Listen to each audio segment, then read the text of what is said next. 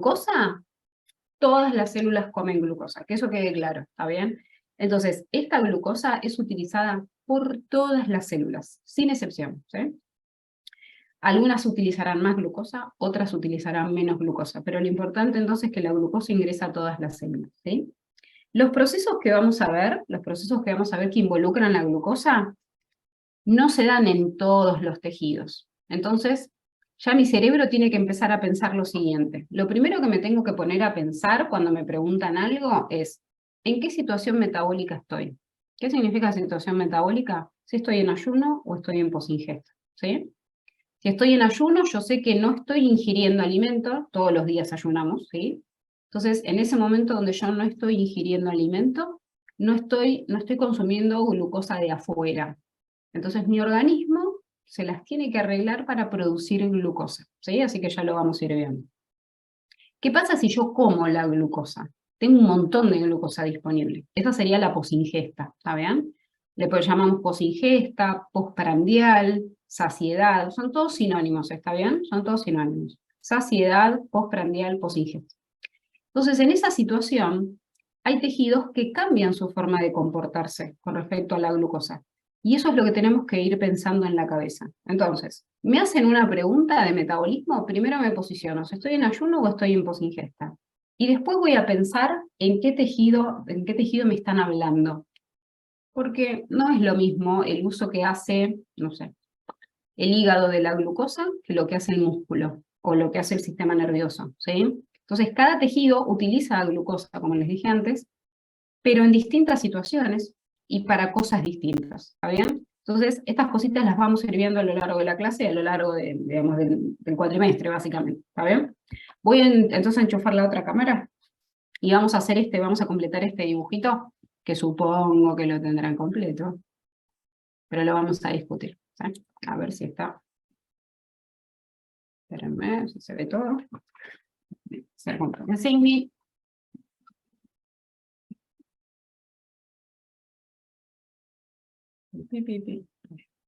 Bueno, arrancamos entonces. Lo que quiero que hagamos es este esquema que me dice, voy a sacar mis colores, que me dice básicamente cuáles son los caminos que toma la glucosa. ¿Sí?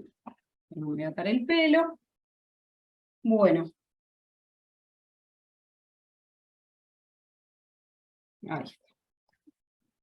Bueno, a ver qué tenemos. No sé si voy a poder seguir acá los cuadraditos que están al lado, porque no tengo colores, pero no importa, ya me imagino más o menos qué es lo que deben querer decir, ¿sí? Bueno, entonces acá lo que me muestran es, supóngase que todo el pizarrón sería mi célula, ¿sí? ¿Está bien? Y lo que me muestran es que tengo acá glucosa que acaba de entrar por arriba del pizarrón, seguramente acá hay un GLUT, algún transportador que acaba de ingresar la glucosa, y bueno, voy a hacer en negro, ¿sí? Después cambiamos de color. ¿Qué me dicen? Que tengo acá la glucosa 6-fosfato. ¿Qué le pasó a esta glucosa? Cuéntenme. Glucosa 6-fosfato. ¿Qué le pasó? Se fosforiló. Se fosforiló. ¿En qué carbono? En el carbono 6. ¿Sí? ¿Esto lo ven todos? Fíjense que cómo estas moléculas me dan mucha información. Me están diciendo, primero, que esta glucosa no es la misma que la de arriba. La glucosa de arriba es una glucosa pelada. Se las voy a dibujar. Ahí está. Tiki, tiki, tiki. No sé si se ve bien. Ahí está. Y esta de acá abajo, la que tiene de diferente es que, por supuesto que es la misma glucosa que de arriba, nada más que tiene en el carbono 6 un fosfato. ¿Sí? Por eso le rompo tanto las pelotas con el tema de las estructuras, porque uno entendiendo un poquitito esto ya se da cuenta de las cosas que le van pasando a las moléculas. ¿Sí? También uno va haciendo como el seguimiento. Entonces, ¿se acuerdan? Creo que lo hemos comentado en algún momento. ¿Para qué queremos fosforilar la glucosa? ¿Para qué me sirve fosforilarla? Para que no se escape de la célula. La secuestramos de esa forma, ¿sí? Eso quiere decir que la glucosa ingresa a través del transportador y en cuanto ingresa, chingui, así, tiqui, le ponemos el fosfato, ¿sí? Entonces, ¿qué pasa? El transportador, el GLUT, que ahora los vamos a comentar, los GLUT no pueden transportar la glucosa 6-fosfato, solo pueden transportar la glucosa que está libre, pelada, digamos, ¿no? Así solita. Por lo tanto, es una buena manera de retener la glucosa dentro de la célula, ¿sí? Lo segundo que sucede es que la glucosa así sola, la célula como que no la reconoce, no puede iniciar ningún proceso si la glucosa no está fosforilada. Es como que estamos activando la glucosa, la estamos preparando para poder utilizarla, ¿sí? ¿Está bien? Así que recién a partir de acá es que yo puedo utilizar la glucosa en distintas vías, ¿sí? ¿Estamos bien? Perfecto. Bueno, a ver qué más me dice por acá. Yo sigo dibujando en negrita, ¿no? Bueno, acá hay varias cosas, que después ya las iremos viendo. Si lo hago así cortadito, quiere decir que hay varias reacciones, ¿sí? Muy bien. Y me dicen acá que aparece esta molécula. Este PEP se llama fosfoenolpiruvato. Fosfoenolpiruvato, deben haber visto la clase de glucólisis. Es uno de los intermediarios de la glucólisis, ya que estamos, lo vamos a poner acá esto, ¿no? Glucólisis. Este proceso que estamos describiendo, uy, qué mal me salió el poder. Bueno, este proceso que estamos describiendo, desde la glucosa 6-fosfato hasta el piruvato, es la glucólisis. ¿Eh? Muy bien. O sea que hasta acá llega la glucólisis, ¿sí? Todo este proceso es la glucólisis. Fíjense, yo siempre les digo, en el medio de nuestro mareo, ¿no? Que uno no se acuerda de qué proceso está hablando, el nombre del proceso me da información sobre qué proceso se lleva a cabo. Y acá lo que estamos diciendo es que es la lisis, la ruptura de la glucosa. ¿Está bien? La glucólisis es la ruptura de la glucosa. Los procesos que terminaban en lisis, ¿eran catabólicos, eran de degradación o eran anabólicos de síntesis? ¿Se acuerdan o ya? De degradación. Catabólico. Catabólicos. Perfecto, catabólicos es decir de degradación, muy bien, ¿se acuerdan? Entonces, la glucólisis es un proceso catabólico de degradación de glucosa, y como proceso catabólico es oxidativo, ¿sí? Entonces uno a veces en términos generales le dice la oxidación de la glucosa, ¿sí? El catabolismo de la glucosa, la oxidación de la glucosa, son todos como sinónimos, ¿está bien? Lo que estamos haciendo referencia es a este proceso de que estoy rompiendo la glucosa. Después vamos a verlo un poquito mejor, ¿sí? Por ahora estoy viendo entonces la glucosa ingresa a la célula, ¿qué corno le hago? Lo primero que hago es fosforilarla, y después la empiezo a usar, ¿sí? Una de las vías más preponderantes, en general depende del tejido, es la glucólisis. ¿Quién hace glucólisis? Todas las células. Esto es muy importante que lo anoten, ¿sí? Todas las células hacen glucólisis, sin excepción, ¿eh? Sin excepción. Como les conté, todas las células utilizan glucosa y todas hacen glucólisis, porque la glucólisis es un proceso citoplasmático. Se da en el citoplasma, ¿está bien? Muy bien. Después veremos si es aeróbica, anaeróbica, eso depende de las condiciones de la mitocondria, pero la verdad es que en principio la glucólisis es un proceso que es solo citosólico. Muy bien. Así que muchas veces solemos excluir al eritrocito, el glóbulo rojo, porque no tiene mitocondria, entonces pobre, todas las cosas que decimos que suceden en la mitocondria, él no las hace, por supuesto. Pero en este caso la glucólisis, como es citoplasmática, el glóbulo rojo sí la hace, y la hace un montón, de hecho es su única fuente de energía, ¿sí? Fíjense que en nuestro esquemita nos aparece por acá ATP, ¿sí? Eso quiere decir que la glucólisis genera ATP, ¿está bien? No es mucho el rendimiento, es bastante bajo, pero no importa, es un proceso generador de ATP. Y al glóbulo rojo, particularmente el glóbulo rojo, que lo único que hace es esto para generar ATP, es como su única fuente de energía, la glucosa, ¿sí? ¿Está bien? Entonces, una de las preguntas nos decían, en función de los productos que se generan, fíjate qué objetivo le encontrás a la vía. Bueno, lo primero que podemos decir es que uno de los productos es el ATP, ¿está bien? Por lo tanto, si el ATP es uno de sus productos, es una vía generadora de energía, ¿sí? ¿Está bien? ¿Claro? Por supuesto, si ustedes tienen dudas sobre esto, me las van preguntando, para eso estamos, ¿sí? ¿Está bien? Bueno, ¿qué más nos dice el esquemita? Así lo completamos rapidito. Bueno, ¿recuerdan lo que significaba flecha gorda acá abajo? Es irreversible la reacción. Perfecto, es una reacción que no puede volver por lo menos para atrás con la misma enzima, ¿sí? Después ya veremos cómo se llama esta enzima. Quiere decir que la glucólisis, ahora vamos a ver un poquito más en otro esquema, las cosas que le van pasando a la glucosa se convierte en fosfoenolpiruvato, y el piruvato, la última reacción es la formación de piruvato. Y ya sabemos lo que pasa con el piruvato, porque lo metemos a la mitocondria, toda esta historia ya la conocemos, ¿no? Acá tenemos otra flechita gorda, hasta acetil-CoA. Lo dibujan acá, ¿no? Ciclo de Krebs. Ahí está. Voy a poner el oxalacetato acá en el costadito porque es importante, ¿sí?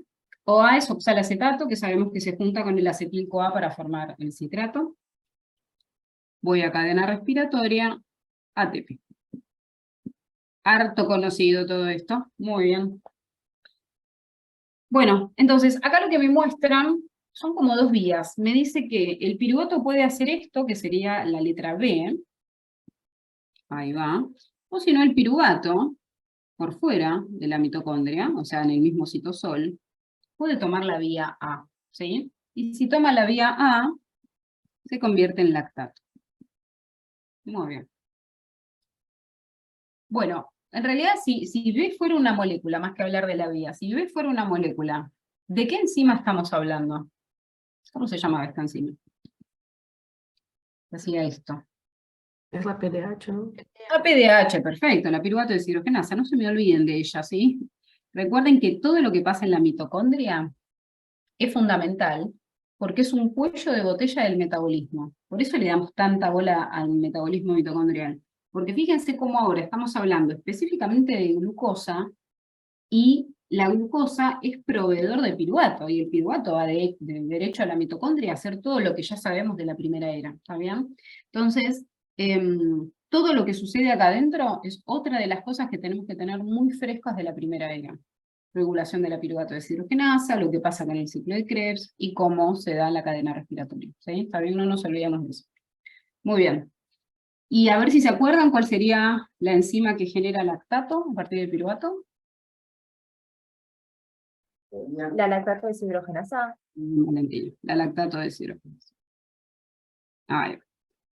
La lactato deshidrogenasa utiliza NADH, ahí está, y lo oxida en la reacción. Bueno, entonces, ¿cuál sería la diferencia entre la vía B y la vía A? Por lo visto, la vía A no utiliza lo que pasa en la mitocondria, ¿está bien? ¿No? Esta vía, si yo hago, miren, hago así con la mano, ¿eh? Hago glucólisis, llego a piruvato, pero reboto en la mitocondria y hago esto, ¿sí? Entonces, si estoy tomando esta vía, quiere decir que lo que está acá abajo está inhibido, ¿sí? Ahí voy a leer, Chile. Entonces, si estoy haciendo esto, quiere decir que lo de la mitocondria no está funcionando. Así que, ¿qué condiciones serían estas? ¿Aeróbicas o anaeróbicas? Anaeróbica. Perfecto. Entonces, en situación anaeróbica, la glucólisis sigue funcionando, porque la glucólisis no requiere oxígeno, no necesita oxígeno en sí mismo, ¿sí? Entonces la glucólisis, cuando no hay oxígeno en la mitocondria, va a seguir funcionando, ¿sí? Pero el piruvato tiene un destino distinto si no hay oxígeno, y el piruvato se convierte en lactato, ¿sí? ¿Está bien? ¿Qué pasa si hay oxígeno? Hoy voy a mirar el chat, perdón, que sé que me estaban hablando. ¿Qué pasa si hay oxígeno? La glucólisis sigue funcionando, que dijimos como antes, pero ahora el destino del piruvato es distinto, es decir, se mete a la mitocondria a seguir oxidándose, ¿sí? Entonces miren lo que les estoy diciendo. La glucosa entonces empieza a oxidar en la glucólisis hasta llegar a piruvato, ¿sí?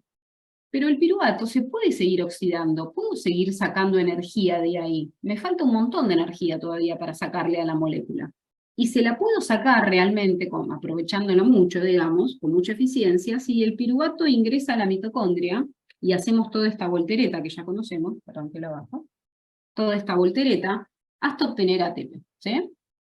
Entonces, la glucólisis más todo lo que sucede dentro de la mitocondria es lo que se llama la oxidación completa de la glucosa, ¿sí?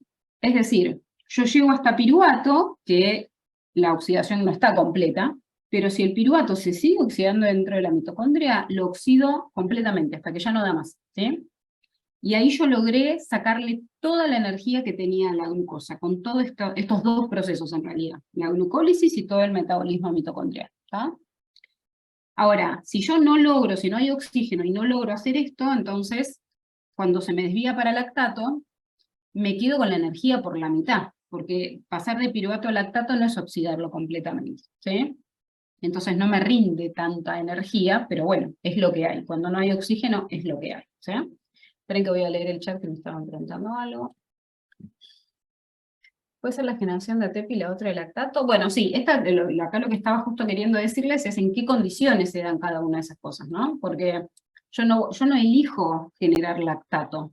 No es algo que uno dice, ay, mira, voy a generar lactato porque es una fuente espectacular de energía. No, el lactato es como un producto medio como de desecho, ¿sí? Pero sigue siendo glucólisis. A ver, sí, aunque haya lactato, sí. De hecho, se llama glucólisis anaeróbica, ¿sí? Y el producto final sería el lactato en ese caso. ¿Está bien? Sigue siendo glucólisis, claro. Sí, sí. Muy bien. Entonces, como les decía, nadie genera lactato porque sea una buena molécula generadora de algo, ¿sí? O sea, no es una molécula energética que uno dice, wow, espera que voy a mirar. El lactato es como una especie de, nada, de consecuencia de la glucólisis anaeróbica, ¿sí? Después veremos para qué se genera lactato, porque en realidad no es esto lo que yo quiero, sino es reoxidar eso es lo que yo quiero en esta reacción, ¿sí? Después lo vamos a ver. Espera que voy a mirar. ¿Es eso que hace el eritrocito? Claro, acá me preguntan si esto es lo que hace el eritrocito. Por supuesto, como el eritrocito no tiene mitocondria, o sea, todo lo que sucede acá abajo no lo tiene, pobre. Entonces, esta glucólisis es la que hace normalmente el eritrocito. El eritrocito todo el tiempo produce lactato, todo el tiempo, y lo libera a la sangre, ¿sí? Después aprovechamos ese lactato, ahora veremos cómo, ¿está? Y esto siempre debemos verlo en etapa pre o posingesta, tipo la generación de ATP o lactato. Eso no tiene que ver tanto con la posingesta, chiqui, sino con la disponibilidad de oxígeno, ¿sí? En general, cuando tenés oxígeno, lactato lo vas a tener muy bajito. Así que en realidad, más que posingesta y ayuno, lo que tenés que pensar es si estás en condiciones aeróbicas o anaeróbicas. Ahí, perfecto. Bueno, muy bien. Bárbaro. Ya entonces dijimos glucólisis. ¿Qué otra cosa aparece por acá? Voy a cambiar de color, ¿sí? Acá me muestran una flechita que vuelve desde el lactato al piruvato, ¿sí? A ver si se ve bien el violeta, más o menos, ¿no? Y me aparece acá la alanina. ¿Qué tipo de molécula es la alanina? ¿Un aminoácido? Es un aminoácido, ¿sí? Entonces, la alanina me dicen acá, con esta flechita que aparece por acá, que me da piruvato, ¿sí? Nosotros hemos visto esta reacción, ¿algunos se acuerdan?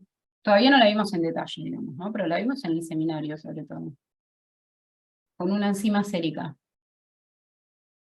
No, no importa, no se preocupen, no se preocupen. Esta enzima es la GPT, la que hace esto es la GPT o la ALAT, es una transaminasa. Después ya veremos bien cuando veamos metabolismo de aminoácidos, ahora no se preocupen, ¿sí? Pero lo que quiero mostrarles es que, ahora que estoy cambiando de color, es que vamos a cambiar de proceso, ¿sí? Porque acá lo que me están diciendo, yo siempre por lo menos lo veo de esta forma, la glucólisis va de arriba para abajo en mi esquema mental, digamos, ¿no? Lo que vamos a hacer ahora es un proceso que involucra glucosa, por supuesto, pero que va de abajo para arriba. Es decir, que sería como la glucólisis, pero al revés. No es exactamente la glucólisis al revés. Hay reacciones que se comparten entre la glucólisis y este proceso, pero la verdad es que no es exactamente la glucólisis al revés, ¿no? Entonces, acá lo que me muestran es que tanto el lactato como la alanina son fuentes de piruvato. Ahora lo voy a poner en violeta el piruvato, ¿sí?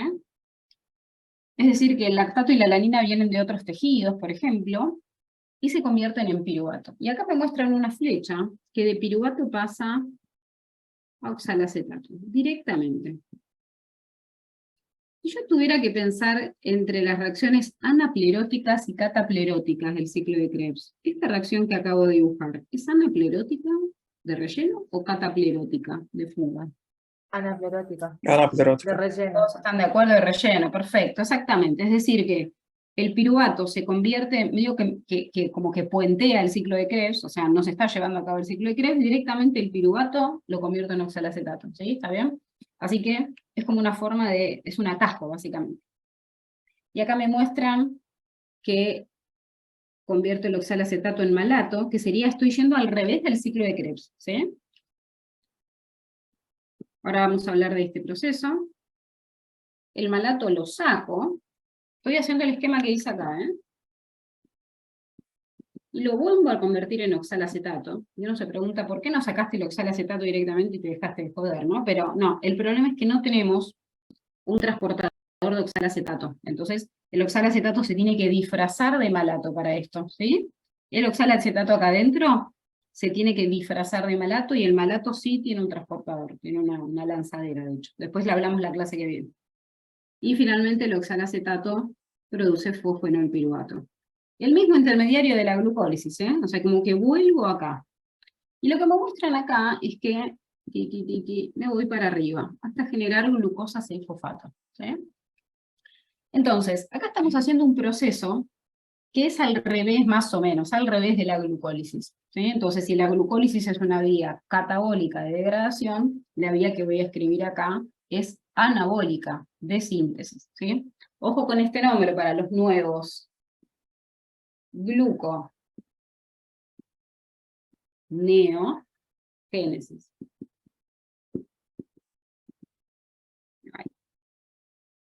Es una vía donde génesis, recuerden que es como fabricación, ¿no? De síntesis de glucosa, de nuevo, desde cero. A eso se refiere con el neo, ¿no? Entonces, ojo con esta palabra, porque me está diciendo que yo me pongo a fabricar glucosa desde cero, desde intermediarios que no son glúcidos, como el lactato y la alanina. ¿Sí? ¿Está bien? Muy bien. Nos queda otro, a ver si se ve el marrón, que voy para allá y vuelvo para acá, y vamos a la síntesis del glucógeno. Entonces, hasta ahora, ¿qué cosas puedo hacer con la glucosa? Lo primero que puedo hacer es glucólisis, eso de una, ¿sí? Así que no lo dudemos. Después, ¿qué puedo hacer? Fabricar glucosa. ¿Pero quién fabrica glucosa? ¿Cualquier tejido? No. El hígado. El hígado es el primero y más mejor. Si estuviéramos en ayuno muy prolongado, el riñón. Pero por ahora tengámoslo muy en papel secundario el riñón. Para nosotros el hígado es quien hace este proceso. Por eso es muy importante que ustedes se pongan en qué tejido estamos hablando. Porque la gluconeogénesis no se da en el músculo, no se da en el tejido adiposo, no se da en el sistema nervioso. O sea, que si estamos hablando de gluconeogénesis nos tenemos que ir inmediatamente al hígado. Inmediatamente. ¿Sí? Muy bien. Sin embargo, la glucólisis dijimos que la hacen todos los tejidos, ¿no? Muy bien, vamos con la síntesis de glucógeno. ¿Cómo se llama la síntesis de glucógeno? ¿Cómo sería? Si el proceso tiene que terminar en génesis, en general. Glucógeno-neogénesis. Perfecto, glucógenogénesis. Glucógenogénesis. Y acá les pido otra vez que tengan cuidado, porque la glucógenogénesis se parece mucho en nombre a la gluconeogénesis, ¿no? ¿Sí? Y lo que les pasa en el examen en general es que leen rápido y están nerviosos y se confunden un proceso con el otro, ¿sí? Entonces uno le está preguntando por un proceso y ustedes se confunden y leen el otro, pero porque leen rápido, ¿sí? Entonces, cada vez que aparezca glucogenogénesis o gluconeogénesis, por favor, estén como conscientes y atentos para ver de qué proceso están hablando, porque uno cuando lee así por arriba se puede confundir estos dos procesos que no tienen nada que ver en realidad, ¿sí? Muy bien, glucogenogénesis y la degradación de glucógeno, ¿cómo sería? Glucogenólisis. Exacto, glucogenólisis. Sería la ruptura del glucógeno para obtener glucosa, ¿sí? ¿Está bien? Entonces, acá la glucosa 6-fosfato la utilizo para almacenarla y guardarla como glucógeno, que ya lo veremos la clase que viene, y en otra situación el glucógeno se degrada, ¿sí? Y obtengo glucosa. ¿Qué tejidos almacenan glucógeno? Solamente dos, de manera importante, anotémoslo. El hígado y el músculo esquelético, ¿sí? Entonces, ¿qué tejidos almacenan glucógeno? El hígado y el músculo esquelético. El corazón almacena un poquito, pero la verdad es que, o sea, como que a nivel metabólico mucho no nos aporta, así que no le damos mucha bola, ¿sí? Así que el músculo esquelético y el hígado tienen buenas reservas de glucógeno, ¿sí? Muy bien. Y nos queda por último, a ver si lo puedo poner en rosa. Más o menos, ¿no? Una vía donde genero ribosa 5-fosfato, que es la que me dice acá, se los traduzco porque acá no se ve mucho, no se entiende mucho, y NADPH. Esta es la famosa vía de las pentosas fosfato. BPP significa vía de las pentosas fosfato, ¿sí? Muy bien. Vía de las pentosas fosfato. So, repasemos con este esquemita. ¿Qué hace la glucosa en cuanto ingresa a la célula? Depende de qué célula estemos hablando. Hay células que pueden destinar una parte de su glucosa a la glucólisis, por ejemplo el hígado, ¿sí? Y como el hígado sintetiza glucógeno, otra parte quiero decir otra cantidad de moléculas de glucosa 6-fosfato, se destinan para el almacenamiento como glucógeno, ¿sí? Entonces en ese caso ya tenemos dos vías de utilización de glucosa, ¿sí? Piensen que la glucosa son millones de moléculas, ¿no? Por lo tanto estoy hablando que, no sé, 5 millones de moléculas hacen glucólisis, 3 millones de glucosas van a ser glucógeno, ¿está bien? Y otro tanto, quizás es minoritario, pero lo tenemos que sumar, se hace la vía de las pentosas. Entonces, por ejemplo, no sé, en el hígado se llevan a cabo las 3 vías, ¿sí? ¿A ver? Si estuviéramos hablando del sistema nervioso central, por ejemplo, hace glucólisis, por supuesto, y hace vía de las pentosas, pero no sintetiza glucógeno, ¿sí? ¿Saben? Muy bien. Así que, a mí me preguntan, ¿qué hace una célula con la glucosa? Bueno, en términos generales pueden hacer estas 3 vías, ¿sí? De utilización de glucosa. Si me están hablando de una célula en particular, tengo que tener cuidado y ver de estos procesos cuáles se llevan a cabo en esa célula y cuáles no, ¿sí? Como por ejemplo este. ¿Qué proceso, que está en violeta, produce glucosa, genera glucosa? Bueno, por empezar, la gluconeogénesis, que se da específicamente en el hígado, no en el resto de los tejidos, ¿sí? Y el hígado también puede hacer glucógeno-lisis, o sea que también puede degradar el glucógeno y producir glucosa 6-fosfato, ¿sí? Ya lo iremos viendo, no se preocupen. Bueno, muy bien. Entonces, este esquemita ya lo tenemos completo. Esto nos sirve un montón para ubicarnos en todos los procesos que vamos a ver, porque de hecho nos tenemos que poner, vamos a hablar un poquitito de transportadores, pero ahora vamos a empezar a hablar de glucólisis y gluconeo, ¿sí? O sea que vamos a ver cómo se regula la glucólisis, cómo se regula la gluconeo, y después cuando hablemos de glucógeno está bueno que tengamos este mapa mental como para ir viendo en qué parte estamos hablando, ¿sí? ¿Está bien? Bueno, muy bien. De transportadores de glucosa, ¿tenemos alguna duda particular? Voy a borrar este dibujito, ¿sí? Que es el que ustedes tienen. ¿Tenemos alguna duda que les haya surgido, que haya quedado así como colgado particularmente? Perdón, antes de borrar, ¿cómo el malato sale de la mitocondria mismo? Sí. No, es que no me quedó claro, perdón. No, igual no te preocupes porque es un esquema general, no lo vimos esto, ¿sí? Esto se llama lanzadera.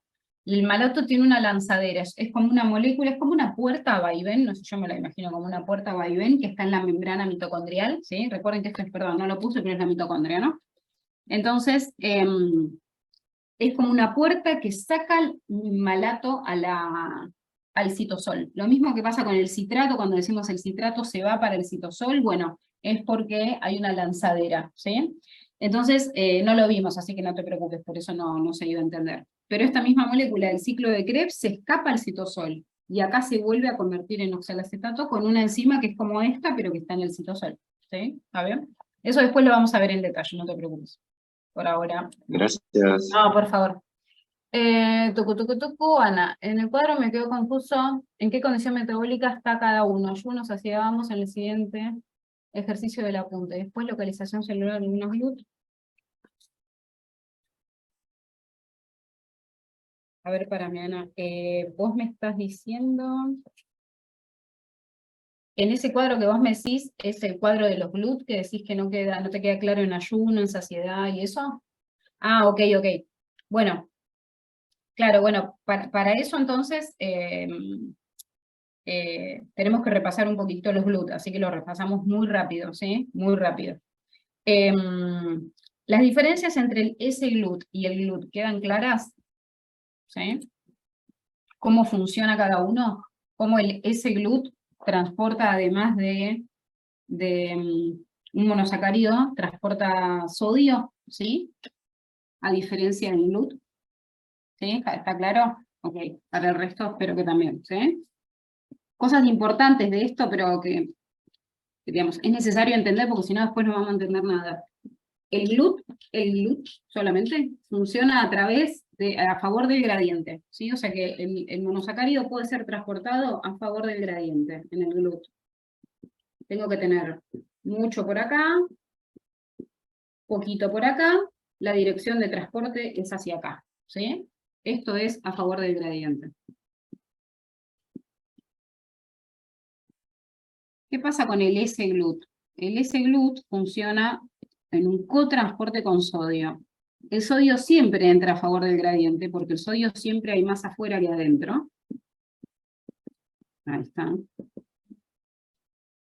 Entonces el sodio siempre entra a favor, y la glucosa está entrando en contra. Siempre hay más acá adentro que afuera. Ojo que los S-GLUT no están puestos en todos los tejidos, ¿no? Están puestos solamente en el epitelio del enterocito, en el duodeno, y en los túbulos contorneados del riñón, ¿sí?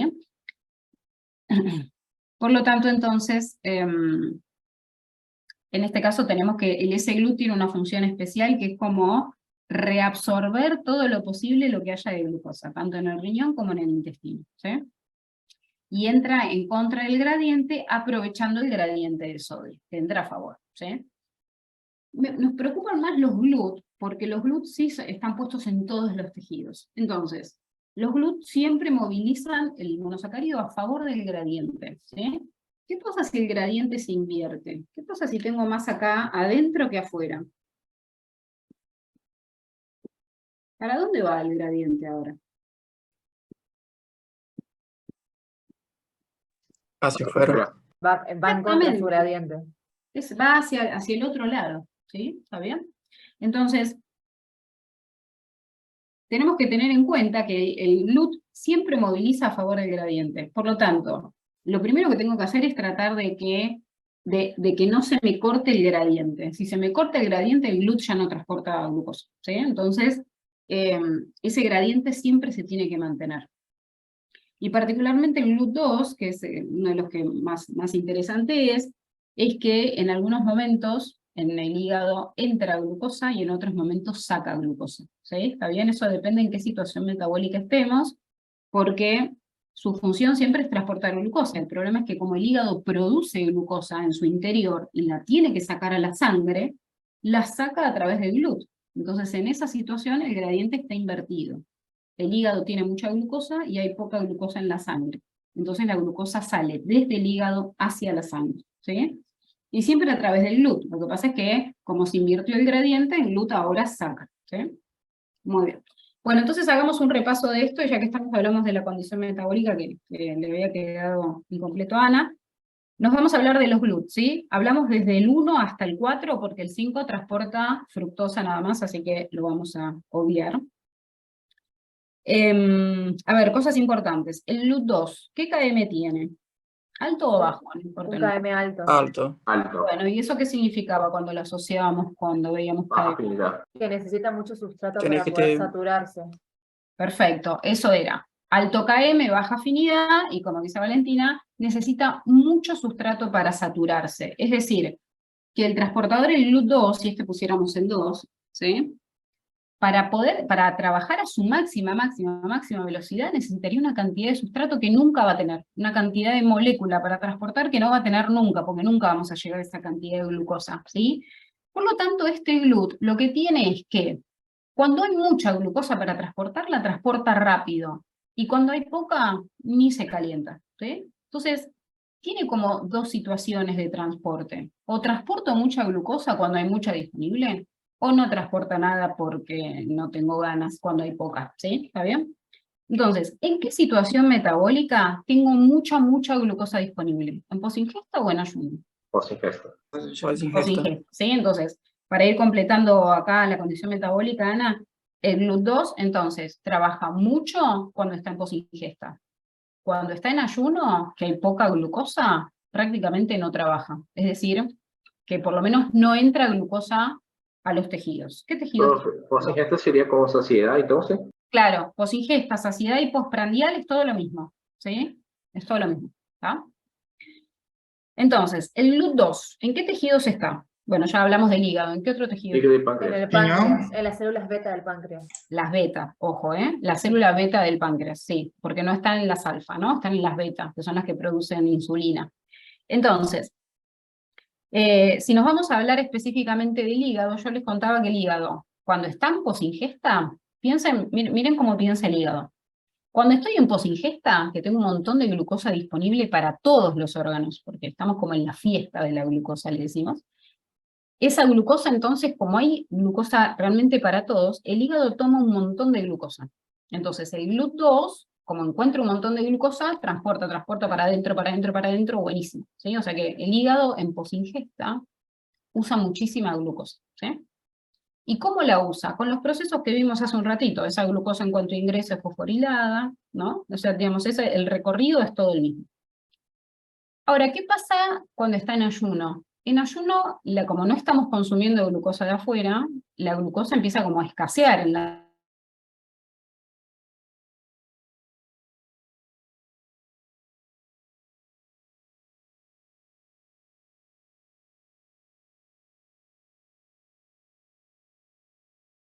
a la sangre. ¿Vamos? Entonces, ¿cómo la vuelca a la sangre? A través del GLUT2, ¿sí? Entonces, ¿qué hace el GLUT? Como se invierte el gradiente, ahora saca glucosa, no entra, sino que la saca. ¿Está bien? Si está en una situación que no es ni chicha ni limonada, como diciendo, la concentración de glucosa está más o menos igual adentro que afuera, no, casi que no trabaja, ¿sí? O sea que alguna molécula entrará, alguna molécula saldrá.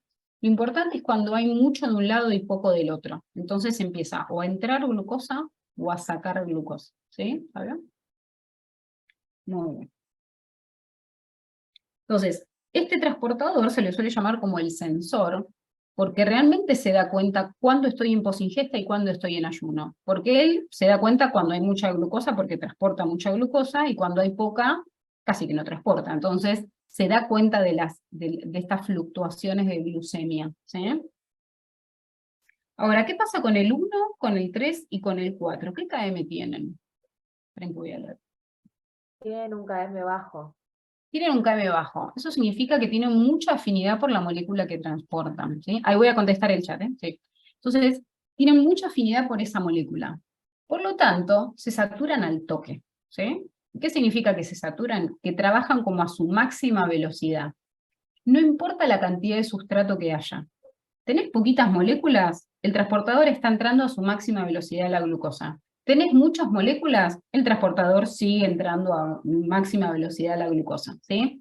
Entonces, estos transportadores no se dan cuenta del cambio de glucemia. Estos transportadores laburan siempre a full, pobre, ¿sí? Estemos en posingesta, estemos en ayuno, ¿sí? Porque por más que estemos en ayuno, nuestra glucemia está entre 70 y 110, no es que tenemos 0 de glucosa, ¿no? En la sangre. Entonces, como siempre estamos en esos valores normales, estos GLUT siguen transportando glucosa a la máxima velocidad posible, ¿sí? O sea, como que alimentan a los tejidos en la máxima velocidad posible, ¿sí? Entonces, el 1 y el 3, ¿en qué tejidos están? El 1 y el 3.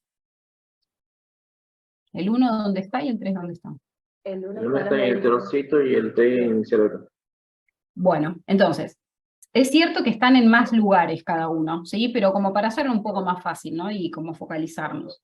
Me dijeron que el 1 está en el eritrocito y el 3 está en el sistema nervioso central. Entonces, de hecho hay unas preguntas en el TP obligatorio de ¿para qué, digamos, para qué cada tejido tiene los GLUT? Y después lo asociamos igual con una quinasa, ¿no? Pero ¿para qué cada tejido tiene un GLUT particular? Fíjense la necesidad de glucosa que tiene el glóbulo rojo y el sistema nervioso. O sea, básicamente es lo único que consumen, ¿sí?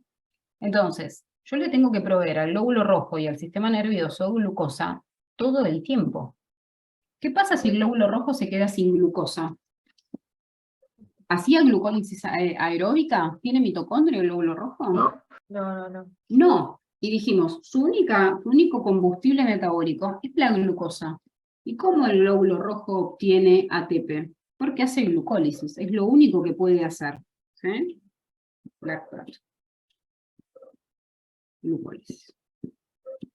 Entonces, nosotros ya sabemos que el ATP es importante por el tema de la bomba sodio-potasio ATPasa de la membrana plasmática, y el glóbulo rojo por supuesto que necesita tener su membrana plasmática intacta, porque si no el glóbulo rojo se lisa.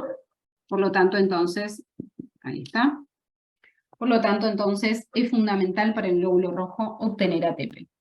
Entonces, ¿qué pasa si el glóbulo rojo no tiene glucosa y no puede hacer ATP? El glóbulo rojo se lisa y no me transporta oxígeno a los tejidos. Por lo tanto, el glóbulo rojo es una de las células que tenemos que tener alimentadas de forma permanente. Estemos en ayuno, estemos en posingesta, estemos durmiendo, estemos despiertos, estemos en la situación que estemos. El glóbulo rojo no le puede faltar glucosa, ¿sí? Y este transportador le provee glucosa en cualquier situación. En ayuno, en posingesta, estemos despiertos, estemos dormidos, no importa lo que estemos haciendo, ¿sí? ¿Está bien? Con cualquier valor de glucemia, el GLUT1 ingresa glucosa. Por supuesto que todo tiene un límite, ¿no? O sea que estos GLUT ya no transportan glucosa, creo que cuando estamos por debajo de los 30 miligramos de decilitro, 40 miligramos de decilitro. Piensen que nuestro mínimo sería 70, ¿no? O sea, tendríamos que estar muy hipoglucémicos. En esa situación hacemos así, se nos apaga el cerebro, ¿no? Por eso mismo no tenemos que llegar a ese punto. Pero el gluten entonces, si no, con los valores normales que nosotros tenemos, transporta siempre la glucosa, ¿sí? Lo mismo que para el sistema nervioso. Bueno, se supone que es un cerebro esto. Parece una nube, pero no.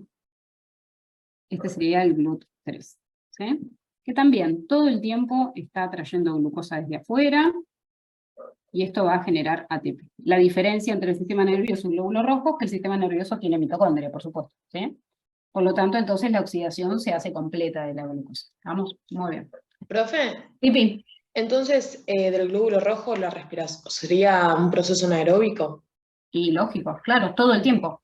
Es muy loco porque el glóbulo rojo lleva un montón de oxígeno, sin embargo no lo puede usar, ¿no?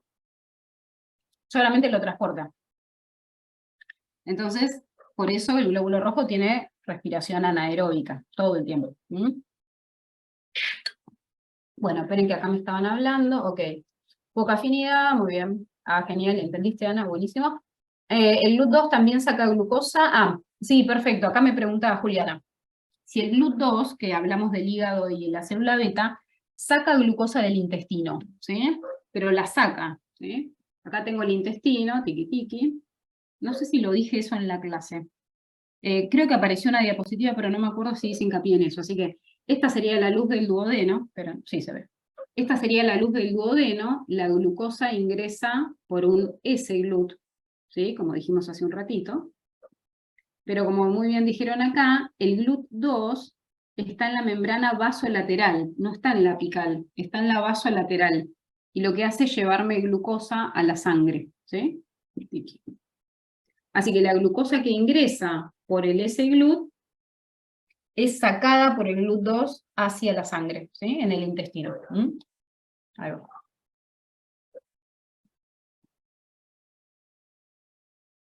Bueno, muy bien. Así que el 1 y el 3 insisto con esto, la verdad es que es una repregunta en segunda era y en el final, por lo menos a mí me reinteresa preguntarlo. ¿Por qué estos GLUT les permiten a estos tejidos tener disponibilidad de glucosa todo el tiempo? Y es porque tienen un KM muy bajo. Y con un KM muy bajo significa que tienen muy alta afinidad, con muy poca concentración de sustrato se saturan. Y está buenísimo que así sea, porque en cualquier concentración de glucosa que haya en la sangre, estos transportadores ingresan glucosa a estos tejidos, ¿sí? ¿Está bien? Así que estos tejidos no se quedan sin glucosa en ningún momento, ¿sí? ¿Está bien? ¿El S-GLUT en qué condición metabólica es entonces? No, el S-GLUT, Ana, funciona en cualquier momento, ¿sí? Si vos tuvieras, claro, lo que pasa es que como están en el riñón funciona siempre, porque está filtrando siempre, y en el intestino, en realidad, cuando estás en ayuno, ya prácticamente no tenés glucosa en el duodeno, pero en el caso de que tengas poquita glucosa, la va a incorporar igual, ¿sí? ¿Está bien? Así que en realidad es medio en cualquier momento. No, esa es la hemoglobina glicosilada, Gabriel, que me estás diciendo. HbA1c, me parece que es la hemoglobina glicosilada, ¿sí? Bueno, sí, Una pregunta. dale. Entonces, con el GLUT2, que tengo un alto KM, ¿nunca va a llegar a su velocidad máxima? No, nunca. Y con Nunca. el bajo KM de los demás GLUT, o sea, Sí. tener- Acordate que el KM es la concentración de sustrato a la cual se llega a la mitad de la velocidad máxima, ¿sí? Y el KM del GLUT2 debe ser como 17 o 18 milimolar. Eso significa 17 o 18 milimolar de glucosa en sangre para llegar a la mitad de la velocidad máxima. Y nosotros tenemos como máximo, máximo, máximo, deberemos tener 8 milimolar. Como máximo, máximo, máximo. O sea que nunca llegaríamos a 17, 18. Ni siquiera en un diabético que tiene 1500 de glucosa. ¿Sí? ¿Está bien? Entonces no llegamos nunca a ese punto de saturación. ¿Sí? ¿Está bien? Bueno, escúchame una cosa. Es muy tarde ya, son 9:30 y todavía no hablamos nada del otro, así que no quiero hablar más de esto porque lo di un montón en la clase de grabada. Ustedes tienen para completar después este dibujito, que este dibujito de cómo se libera la insulina y el glucagón, no, perdón, esto es cómo se libera, si se libera insulina en posingesta y cómo en ayuno no se libera. Esto está en la última diapositiva de la clase y me tomé un laburo para hacerla, pero marca cañón. Por lo tanto, no lo vamos a ver acá porque está hiper descrito en la clase, hiper, ¿sí? Así que esto lo pueden completar solitos, solitos, solitos. Inclusive está del otro lado el dibujito de las células alfa del páncreas liberando glucagón o no, ¿sí? Por lo tanto, entonces, no vamos a ver esto porque yo ya sé que está recontra descripto, ¿sí? Y se los voy a decir todo con las mismas palabras, porque así es como me sale, entonces la verdad es que no tiene mucho sentido, ¿sí? Así que vamos a pasar, ¿se entendió muy bien? Ah, buenísimo, Flor, genial. Vamos entonces al segundo punto de nuestra unidad 5, glucólisis y gluconeo, ¿está bien? Bueno, vamos a hacer Profe, una cosa, sí, me iban a tengo decir, una consulta sobre la dale, última pregunta, sí. porque, o sea, miré el video y mi duda es sobre, o sea, con aumento la concentración de ATP, en caso de posigesta, que ocurre la formación de ATP, el canal de potasio que es sensible a ATP, ¿por qué se cierra? Porque, o sea, si tengo mayor concentración de ATP, pensé que iba a estar abierto, no entiendo por qué se No, pero cierra. eso no, pero eso es porque quizás es algo que te quedó mal en algún lugar, ¿sí? Digamos, en algún lugar, digo, de tu conocimiento, porque no necesariamente tiene que ser así, ¿sí? Entonces, Vale. los canales, claro, es como que uno dice, bueno, los canales de voltaje siempre se abren cuando cambia el voltaje. No, algunos se abren y otros se cierran, y otros se abren con voltaje alto, como les conté en la clase. Los canales de voltaje sensibles, ¿no? O sea, que cambian de voltaje, en las células alfa son distintos a las de la célula beta. Entonces, hay canales que se abren cuando llegas a un voltaje muy abrupto, muy alto. Hay otros canales que cuando tenés ese voltaje abrupto se te cierran. Entonces vos decís, ¿pero cómo funciona esto? Bueno, porque son canales distintos, ¿sí? Entonces, esto de que vos tenías que, bueno, que el ATP abría el canal, no es así. El ATP cierra el canal, ¿sí? El ATP Vale, entonces, elevado cierra el gracias. canal, ¿sí? Ahí está, perfecto. Sí, es muy loco porque uno en general se pone como una estructura en la cabeza y la verdad es que tiene que estar abierto a que las cosas sean todas distintas, ¿no? Pero bueno, nada, son cosas que pasan, ¿sí? Esa parte fue muy fisio. Ah, bueno, claro, porque precisamente se explica de esa forma, ¿no? Así que está muy bien. Si lo pudieran juntar además con lo de fisio, buenísimo, porque la idea es que podamos interrelacionar las dos materias. Bueno, me voy entonces al siguiente puntito de glucólisis y gluconeo. Tirititi. De la parte de este dibujito, porque quiero ponerme a hacer como los dos dibujos, la glucólisis y la gluconeo, para poder hablar de la regulación. De este dibujito, en la clase de glucólisis, ¿han tenido dificultades para entender lo que le pasa a la glucosa? A mí me dio mucha ternura. Esto de poner acá la glucosa así con bolitas y todo eso me parecía muy simpático. ¿Se entiende lo que le va pasando a la glucosa en este proceso? ¿Alguno no lo entendió? Si no lo entendió, lo dibujo y hablamos un poquito sobre esto. Pero si ustedes lo entendieron, prefiero mandarme derecho a la regulación, que es lo que seguro les va a costar más. A ver qué me dicen. No, me cuesta entender, sí, la regulación, por supuesto, obvio, sí. A ver el resto, ¿qué me dice? Regulación, profe, porfis, sí, me voy derecho a la regulación. Se entiende el proceso de la glucólisis, cómo se van transformando las moléculas y cómo se rompe en 2 moléculas de 3, cómo se sigue el camino, ¿sí? ¿Está bien eso? Sigo, ¿no? ¿Está bien? Si nadie me frena, yo me voy para allá. Bien, vamos a hacer entonces, como solíamos hacer cuando hacíamos presencial, vamos a hablar de los dos procesos que son opuestos entre sí, la glucólisis y la gluconeogénesis. Siempre me sale la glucólisis dibujarla de este lado, así que bueno, nada, perdón, pero me sale así, y la gluconeo me sale dibujarla de aquel lado. Entonces, vamos a repasar un poco igual de qué se trata la glucólisis. Esperen que se me está cambiando y empieza a romper. Bueno, vamos a arrancar acá. Acá este dibujito tiene 6 bolitas la glucosa. ¿Qué significan estas bolitas? ¿Qué me está mostrando? Que tiene 6 carbonos. Carbonos. Claro, tal cual, las bolitas serían los carbonos, ¿no? ¿Está bien? Que la glucosa tiene 6 carbonos. Entonces, de hecho, la dibujamos justo hace un ratito. Bueno, entonces, acá estas bolitas me muestran la cantidad de carbonos. De hecho, me muestran cuando son fosforilados. Fíjense esta molécula que se llama fructosa 1,6-BP, sería bifosfato, dos fosfatos. Tiene un fosfato en el carbono 1 y un fosfato en el carbono 6. Eso lo ven todos, ¿sí? Fíjense que se llama fructosa 1,6, y ese 1,6 me dice dónde está el fosfato, en el carbono 1 y en el carbono 6, ¿eh? Una pregunta, ¿es necesario saberse toda la vía completa, fase 1 y fase 2? Miren, el tema de las vías, acá Ana me pregunta si hay que saberse toda la vía. La realidad es que primero que esta vía está simplificada. Fíjense que ni siquiera le muestran la mayoría de los intermediarios, ni se los cuentan, porque esos no hay que saberlos, ¿sí? Lo que hay que saber en términos generales, pero seguro que tiene que aparecer por ahí, quizás es un poco al principio, que ahora lo vamos a poner, ¿sí? La glucosa 6-fosfato, la fructosa 6-fosfato, fructosa 1,6-bifosfato.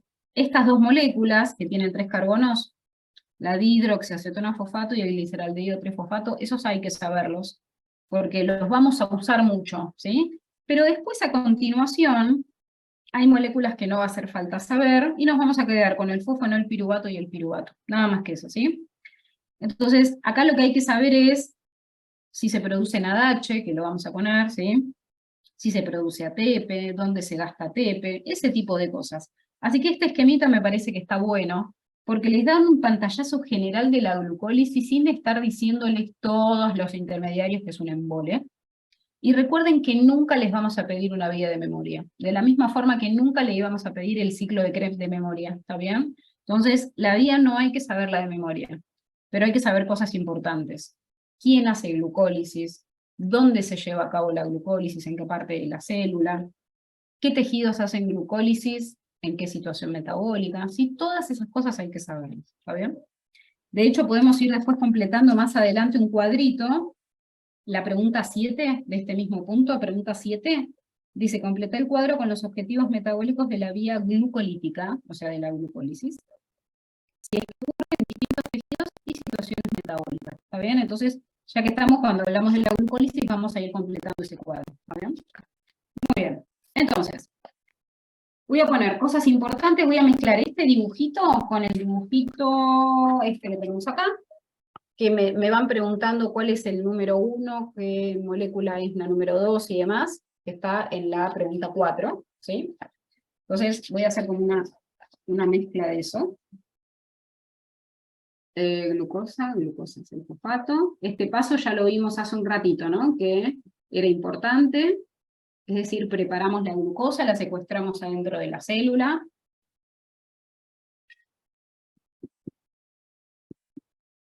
Miren lo que pasa acá. Vamos teniendo 6 carbonos en todos los casos, ¿no? La glucosa tiene 6 carbonos, la glucosa 6-fosfato también. La fructosa 6-fosfato también tiene 6 carbonos, ¿sí? Así que, por ahora lo que le vengo haciendo a la glucosa simplemente es como modificarle un poco la forma, pero la fructosa también tiene 6 carbonos, no se le fue ningún átomo, ¿está bien?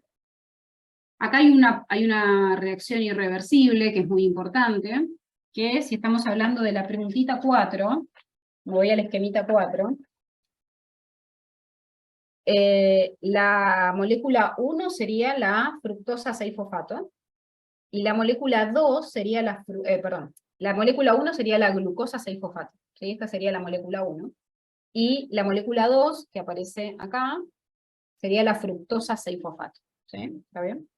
Porque a partir de acá me muestran esta molécula, la fructosa 1,6-bifosfato, ¿sí?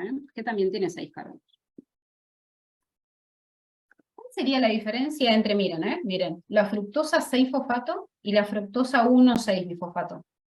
¿Cuál sería? Está fosforilada en el Está carbono fosforilada. 1 y el 1 y 6. 6. Perfecto, se dan cuenta todos que esta primera, la fructosa 6-fosfato, ya tenía fosforilado el carbono 6, y ahora esta la tiene, además del 6, lo tiene en el 1, ¿sí? Entonces quiere decir que hay una enzima acá en el medio que fosforiló, ¿está bien? Ahora le vamos a poner el nombre. Y es una reacción irreversible, así que seguro que es un punto de control de la glucólisis. Vamos a poner glucólisis de este lado, ¿sí? Perdón que no lo puse antes. Ahí está. Bueno, muy bien. Cosas importantes de acá. Yo pongo el gliceraldehído 3-fosfato de este lado, pero porque me sale así. Y la dihidroxiacetona-fosfato. Recuerden que una se convierte en la otra, ¿sí? Entonces para seguir la glucólisis seguimos por acá, ¿sí? ¿A todo el mundo le queda claro por qué de ahora en adelante todo es 2-por? ¿O hay alguien que le quedó claro? ¿Sí? A ver si hay alguien que no le queda claro. Profe, importante saber la isomerasa. No, la verdad es que no aparecen por acá, así que no hace falta, ¿sí? Él me pregunta por las isomerasas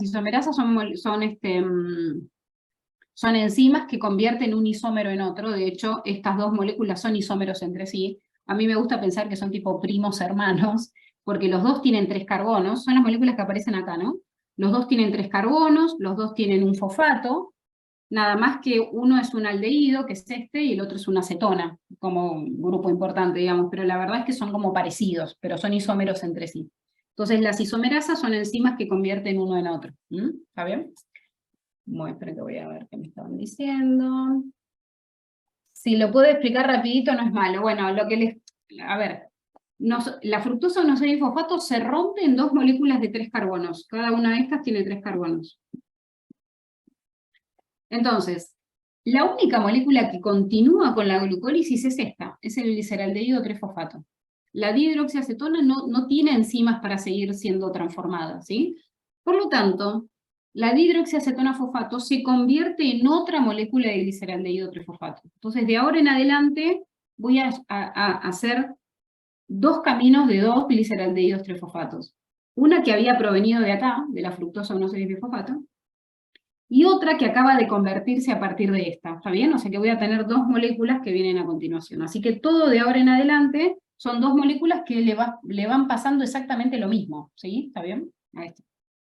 Así que voy a tener todo 2 de todo. Todo es 2-por, ¿sí? ¿Está bien? Ahí va. Muy bien. Bueno, ¿qué más me muestran acá? Acá me muestra algún adoxidado que se reduce. Muy importante esto.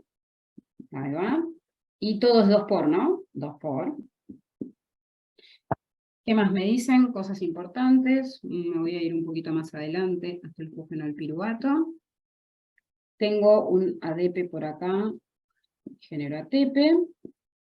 Todo 2-por. Ahí va. Y en esta reacción también me pasa lo mismo. ATP, tucu, 2-por. Y al final de todo obtengo piruvato. ¿Se ve? Sí, se ve. Bueno, más o menos ahí anda.